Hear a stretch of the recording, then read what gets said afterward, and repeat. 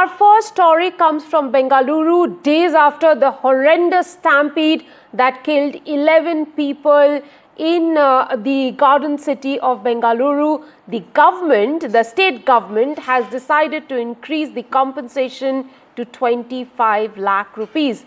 Chief Minister Siddaramaih has ordered an increase in the compensation amount for the families of those who lost their lives in the terrible tragedy at Chinnaswamy Stadium. Earlier, the government had announced a compensation of 10 lakh rupees per family. Meanwhile, KSCA, or the Karnataka State Cricket Association Secretary, Mr. Shankar, has resigned, claiming moral responsibility for the stampede.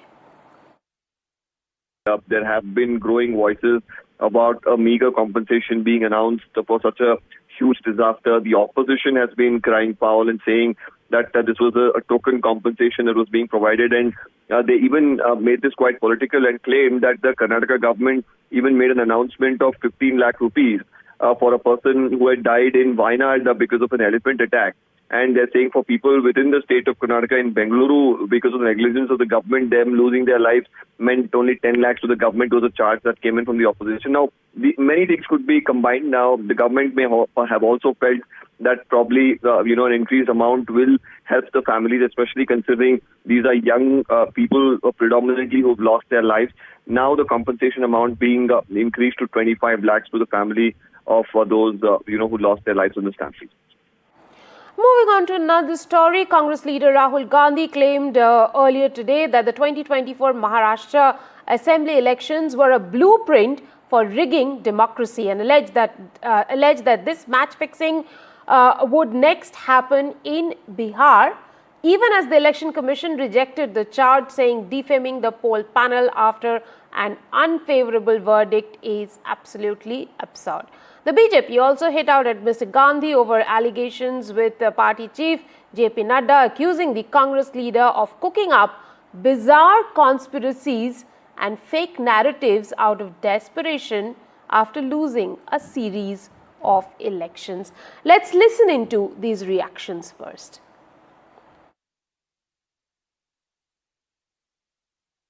कि जब उनकी जीत हासिल होती है उनको, तब EVM भी अच्छा होता है, चुनाव आयोग भी अच्छा होता है, सब अच्छे होते हैं। जैसे कि कई राज्यों में उनके सरकार आ गई, वहां पर क्या मैच फिक्सिंग थी? अभी 21 राज्यों में 22 राज्यों में भारतीय जनता पार्टी एनडीए की सरकार है, और सभी जगह मैच फिक्सिंग हुई है क्या? ये जनता ने दिया हुआ मैंडेट है, उसे स्वीकार करना चाहिए। और मैं इतना ही कहूंगा कि आज विदेश में जाकर भी राहुल गांधी हमारे देश की बदनामी करते हैं। A lot of reactions coming in from across the country, but most important reaction is from Maharashtra, wherein our Chief Minister Fadnavis spoke about how this is an insult to the people's mandate, which was given 6 months ago. How do you read into that criticism? First of all, I don't think it's an earthquake, because this is precisely what Rahulji spoke in the Lok Sabha as the leader of opposition. He has articulated this point of view many times in public meetings. Even while abroad, when people asked him about Maharashtra Vidhan Sabha election, he has made these points. So there is nothing new. You have not followed it. That's a different matter. But yes, it is a all India level in multiple languages. The article has appeared. So the issue which has sort of been forgotten after the 24 Lok Sabha election has been resurrected. See, we have said on a multiple occasion that this Vidhan Sabha election was stolen from us. Do you think Election Commission will come out and say that no, our process is completely fraudulent and we are cheated and we are supported BJP? How can they say that? They have to say that our process is transparent. What else will they say? But then why did you change the law to select the election commissioner? वापस से अगला चुनाव हारने के लिए बहाना बनाया जा रहा है। इनको पता है कि अब इसके बाद ये लोग बिहार का भी विधानसभा का चुनाव हारने वाले हैं, तो उसकी भूमिका तैयार की जा रही है। और ये भूमिका इन्होंने हर बार जब जब चुनाव हारे हैं तब नए बहाने तलाशने का काम किया। हजारों की संख्या में जो फर्जी वोटर जोड़े गए थे और काटे भी गए थे, जोड़े भी गए थे, उसका जवाब चुनाव आयोग ने नहीं दिया। और ये चुनाव आयोग ने इसका भी जवाब नहीं दिया कि 5 साल में जितने वोटर ऐड हुए उससे ज़्यादा कहीं 5 महीने में हो गए, उसका जवाब नहीं दिया। और चुनाव आयोग तो अब तो फुटेज, जो वीडियो फुटेज है, ये भी देने से मना किया है। और जब भी चुनाव आयोग से सवाल जवाब किया जाता है, बीजेपी ढाल की तरह खड़ी हो जाती है। ये दो जो चुनाव है तो बेईमानी का चुनाव है और इलेक्टेड ऑटोक्रेसी हो गया भारत के अंदर। My colleagues Prabhakar Kumar and Anuj Rayate bring us these reports. Have a listen. See, much before this article came, actually, Rahul Gandhi has been making similar noise in Bihar. And remember, in last 6 months, he has made 7 trips to Bihar, all hovering around the Dalit issues. And in most of the public speeches which he is giving here, he has been talking about the Maharashtra election. He has been talking about the possibility of the Bihar election being rigged in a similar fashion. Though this article has all the details about it, but Rahul Gandhi has been mentioning this in all his speeches in Bihar. And remember, he's making very frequent trips here. So this is nothing new as far as the Bihar politicians are concerned. They are hearing it from Rahul Gandhi himself when he's making a trip out here. Now remember, this government, the Nitish's government here, is here for last 20 years. And out of these 20 years, 2 years has been with Congress and with RJD. So they would certainly be making these allegations, but they had that period of 2 years where they could have actually gone into the details of it, checked the authenticity of the voter list which is being made, because Tejasvi Yadav was himself the Deputy Chief Minister and Congress was also part of the government out here for good 2 years. Narrative about the alleged rigging in Maharashtra election which took place last year, is probably happening for the first time on the national scale, but it has been a very consistent topic of the conversations here in Maharashtra.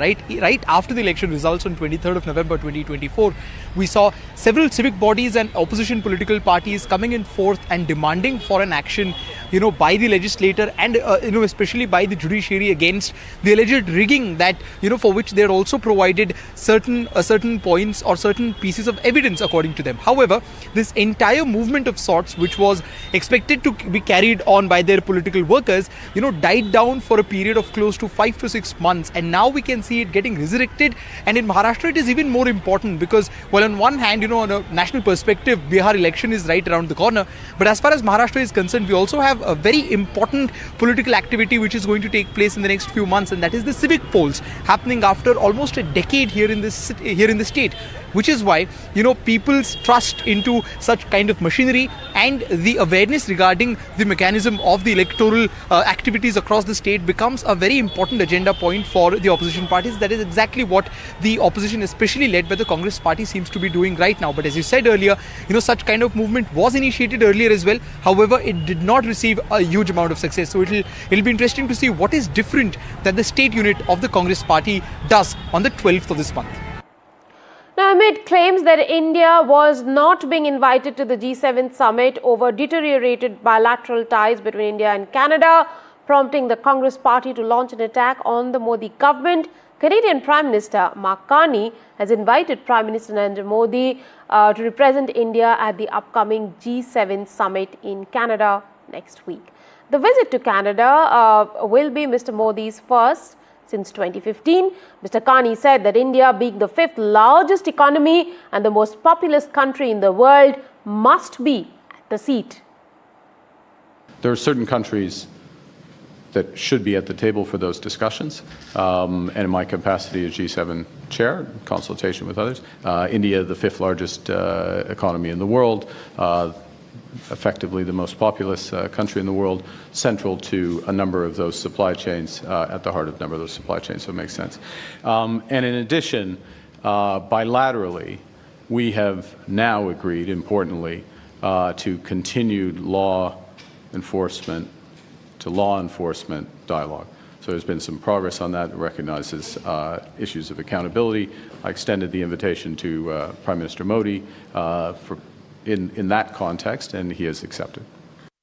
अब तो सामने आ चुका है कि Canada के प्रधानमंत्री ने न केवल भारत को इनविटेशन दिया है, न केवल प्रधानमंत्री मोदी से बात की है, बल्कि उन्होंने बताया कि इंडिया का होना बहुत महत्वपूर्ण है, क्योंकि India one of the major economies भी है, India one of the major democracies भी है, India one of the major supply chain के मैन्युफैक्चरिंग पॉइंट ऑफ व्यू से बहुत इंपॉर्टेंट देश भी है।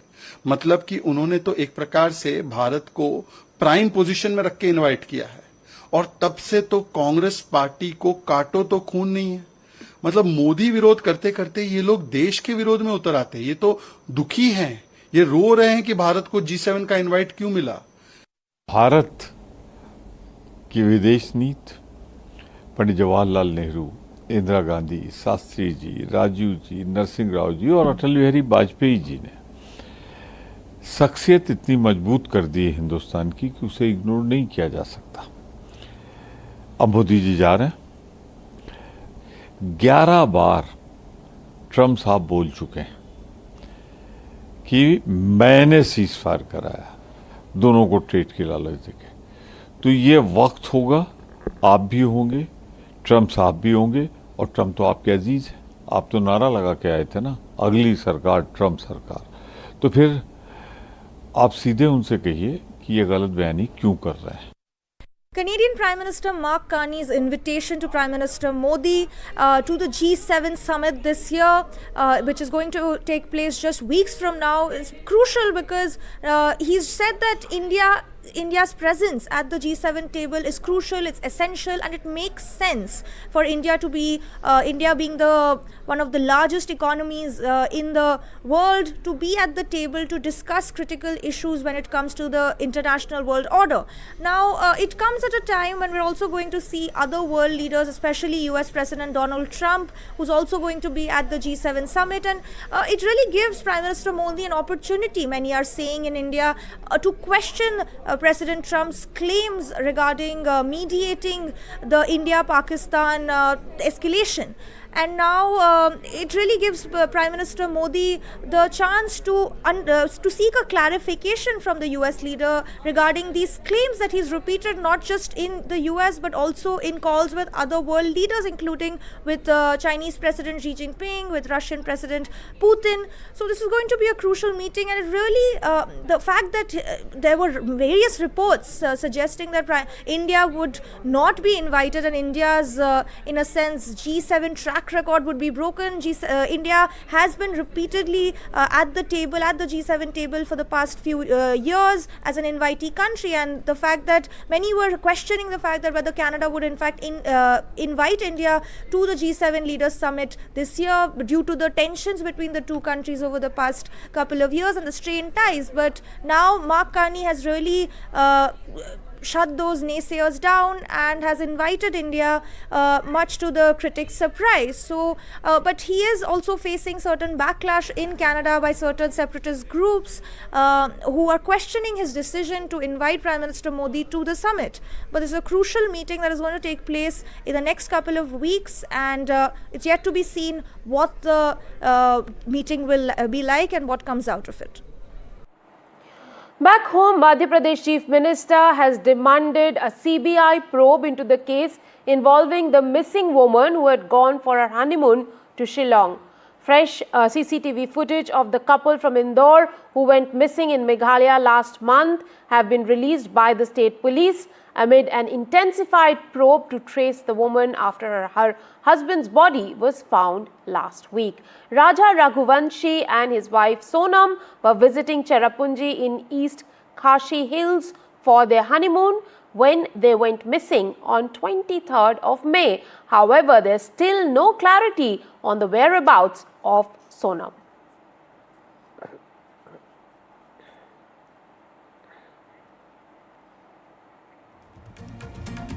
Well, time now for a very tiny break on the show. We're on the other side. Stay tuned.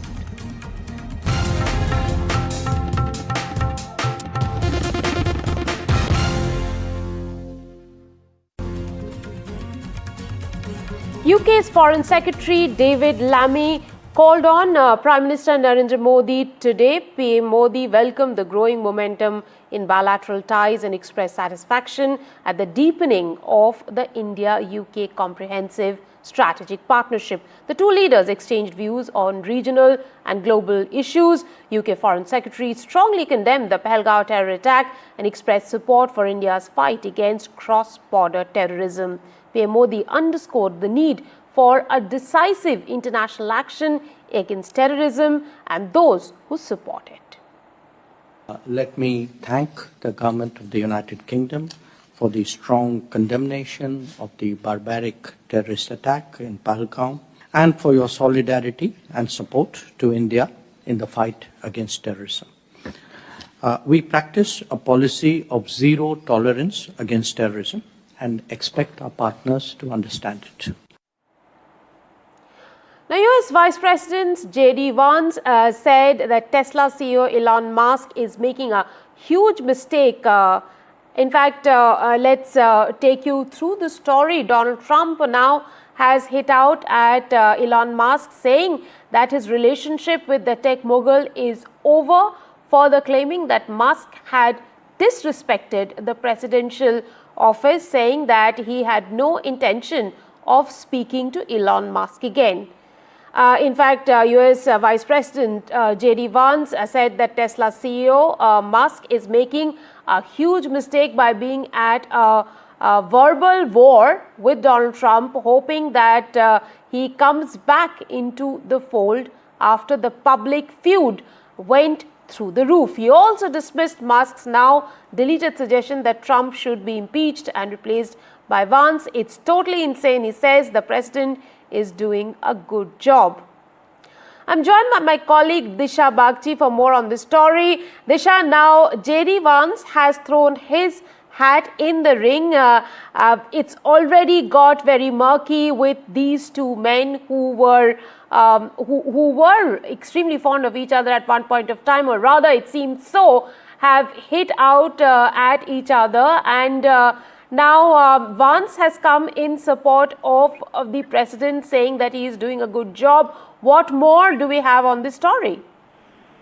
Absolutely, Rika. I think perhaps the most significant development in this story now is President Trump speaking to NBC and mentioning the fact that he considers his relationship with Elon Musk essentially over and done with, and that he has no interest in speaking to the Tesla chief, and has in fact even warned the Tesla chief to not put his weight against the Democrat candidates who are running against Republicans and who are even trying to, block his tax bill in the Senate. So he's really warned him of serious consequences if Musk ends up funding the Democrat candidates who are going to be running against Republicans in upcoming races.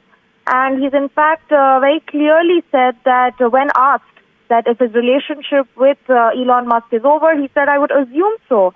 And also said that, in fact, a strong statement coming in from Trump is that he accused Musk of being disrespectful to the office of the president. Now, this is again very strong language, perhaps some very harsh words coming in from Trump in this battle of words. We earlier did report that in a sense there was chances of a ceasefire between the two, a truce of sorts between the two, but that doesn't seem like to be the case anymore.